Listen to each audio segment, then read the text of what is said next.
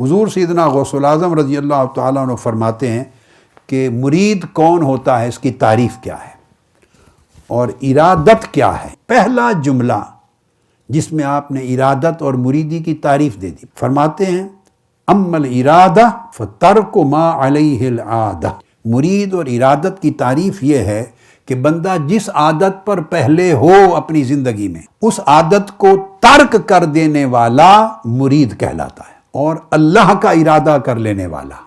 اس کو مرید کہتے ہیں۔ یعنی میری عادت تھی زیادہ کھانا، تو زیادہ کھانے کی عادت کو ترک کر دینا اور کم کھانا شروع کر دینا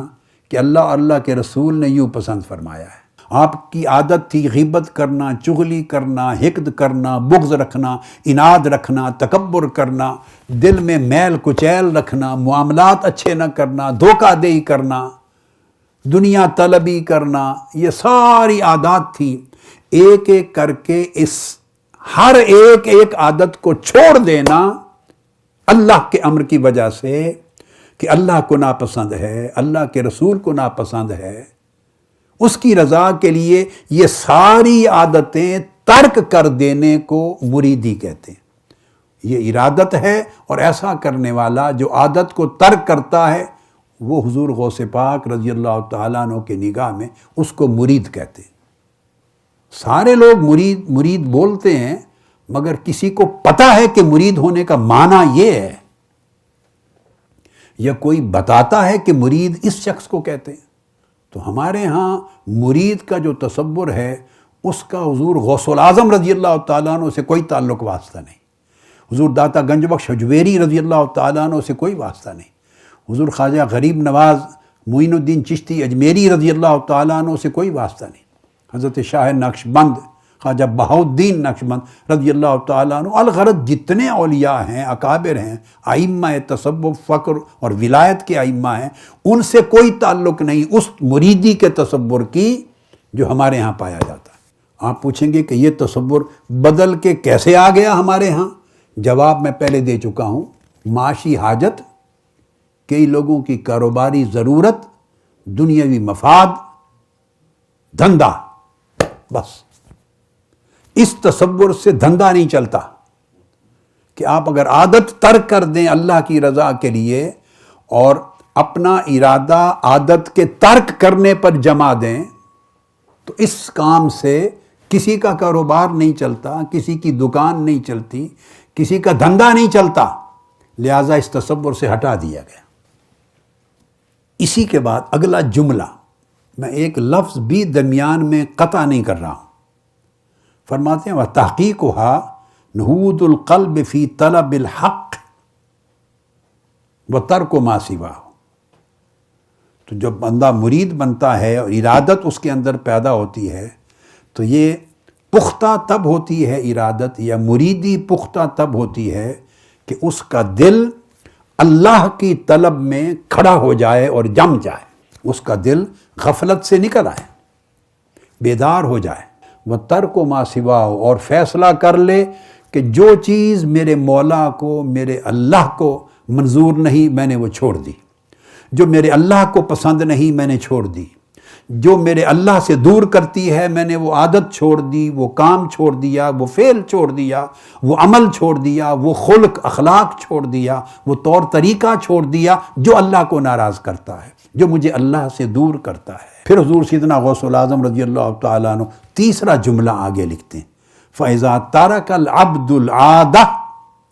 الَّتِي هِيَ حُظُوظُ الدُّنْيَا وَالْأُخْرَى فَتَجَرَّدَتْ حِينَئِذٍ إِرَادَتُهُ،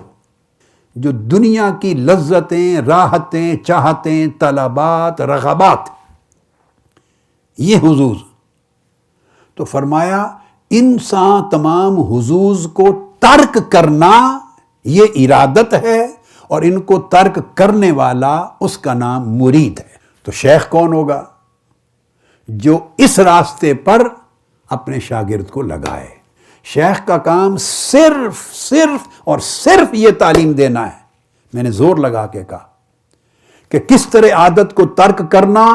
اور اپنے ارادے کو اپنے مولا کے لیے جما دینا، کس طرح سارے طریق چھوڑ دینا اور صرف اس طریق اس راہ پر جم جانا جو راہ بندے کو واصل باللہ کرتی، اللہ سے ملاتی ہے۔ کس طرح نفس کی لذتیں، دنیا کی چاہتیں، رغبتیں، محبتیں، عزتیں، ساری چیزیں جو نفس کو تسکین دیتی ہیں، کس طرح ان کو چھوڑ دے بندہ اور ان کے لیے مشقت اور ریاضت اٹھا لے جو اللہ کی رضا کا باعث بن جائے، اللہ کے قرب کا باعث بن جائے اور اللہ کی معرفت کا پردہ اٹھ جائے۔ جو شخص یہ تعلیم دیتا ہے اور تربیت کرتا ہے اپنے شاگرد کو، وہ شیخ ہوتا ہے۔ اور اگر ہماری تعلیم میں سال ہا سال لگ جائیں، اللہ کے ساتھ جڑنے کی محنت ہی نہ ہو، اس کے طریقے ہی نہ بتائے جائیں، اس کا سلیقہ ہی معلوم نہ ہو، اس کے لیے ریاضت اور مجاہدہ ہی نہ ہو، سارا فوکس اگر میں اپنے آپ پر کر لوں کہ میرا شاگرد میرے ہاتھ سے نہ جائے، میرے قابو میں رہے، اور فوکس اگر میں ہو گیا تو وہ تو اس کو میں نے اپنا مرید بنا لیا، بنانا تو اللہ کا مرید تھا۔ طریقت ختم ہو گئی، تجارت آ گئی،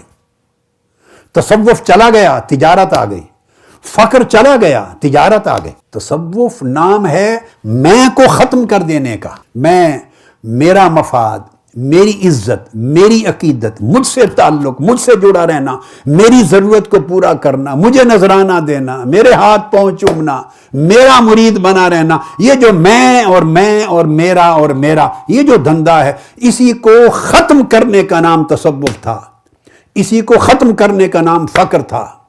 اور مرید کو یعنی طالب علم شاگرد کو اللہ کی راہ دکھانا، شیخ انگلی پکڑ کے اسے اللہ کے ساتھ ملاتا ہے، اللہ کا ارادہ قائم کرتا ہے، اللہ کا مرید یعنی اللہ کا ارادہ رکھنے والا، خالصتاً لوجہ اللہ، باقی سارے ارادوں کو مٹا دینے والا۔ سب سے پہلے نئی ویڈیوز کو حاصل کرنے کے لیے شیخ الاسلام ڈاکٹر محمد طاہر القادری کے آفیشیل یوٹیوب چینل کو سبسکرائب کریں اور بیل آئیکن کلک کریں۔